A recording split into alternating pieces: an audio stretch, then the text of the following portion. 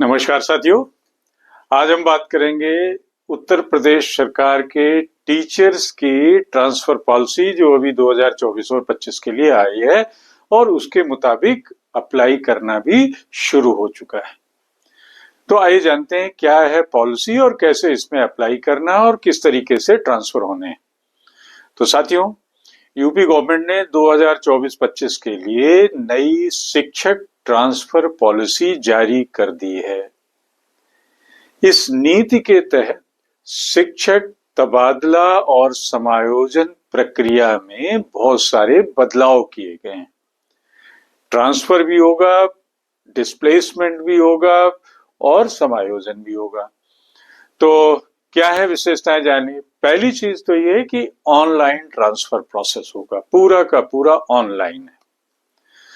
Online process में क्या है कि आपको मानव संपदा पोर्टल का उपयोग करना है और उपयोग करने के बाद अपनी जो भी इंफॉर्मेशन मांगी गई है उसे डालना है। यहाँ पे एक चीज ये आपको बता दें कि ये देखा जाना है, वैकेंसी नहीं देखी जानी, ये देखा जाना है कि पीपल टीचर रेशियो यानी छात्र शिक्षक अनुपात के आधार पर स्थानांतरण का निर्णय लिया जाना है। जैसा कि और स्टेट और सेंट्रल में होता है कि क्लियर कट वैकेंसी है और अगर आपके प्रायोरिटी है तो आपको कर दिया जाएगा। यहाँ पे ये भी देखा जाना है। दूसरी इस स्थानांतरण पॉलिसी की विशेषता है कि स्थानांतरण की अवधि डिसाइड कर दी गई है। अगर आप एक जिले में किसी एक डिस्ट्रिक्ट में 3 साल से ज्यादा से कार्यरत हैं या एक मंडल में 7 साल से ज्यादा समय से कार्यरत हैं तो आपका स्थानांतरण अनिवार्य है, आपका स्थानांतरण कर दिया जाएगा। तो इस तरीके से एक ही स्थान पे तैनात कर्मचारियों के स्थानांतरण में पारदर्शिता आएगी, ट्रांसपेरेंसी आएगी और अफसर लोग अपनी मनमानी यानी पिक एंड चूज सिस्टम नहीं कर पाएंगे कि जिसका मन हुआ उसका ट्रांसफर कर दें। तीसरी इसकी विशेषता है स्पेशल कैटेगरी का प्रावधान।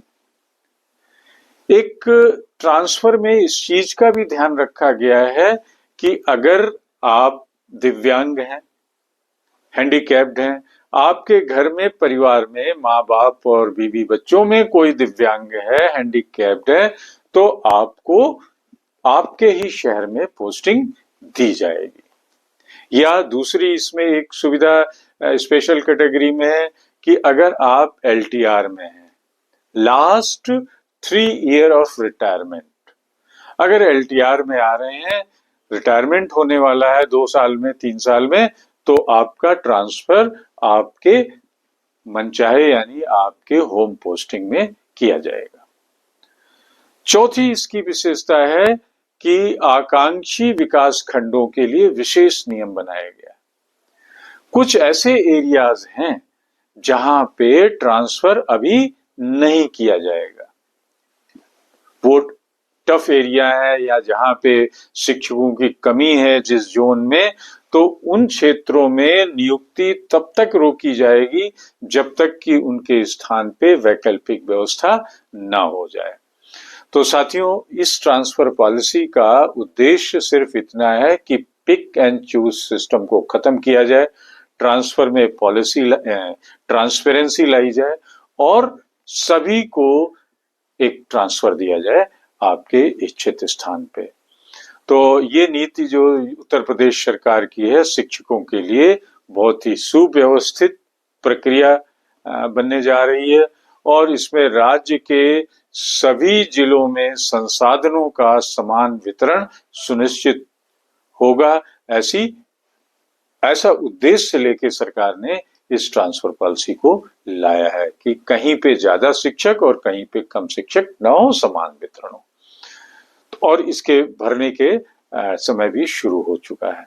तो साथियों, आपका अगर कोई क्वेरी है, कमेंट है, तो जरूर कमेंट बॉक्स में लिखें। इसको शेयर एंड सब्सक्राइब भी करें और साथ में इसको @Mr. Sudeep 104 पे जाके क्लिक भी करें। थैंक यू, फिर मिलेंगे।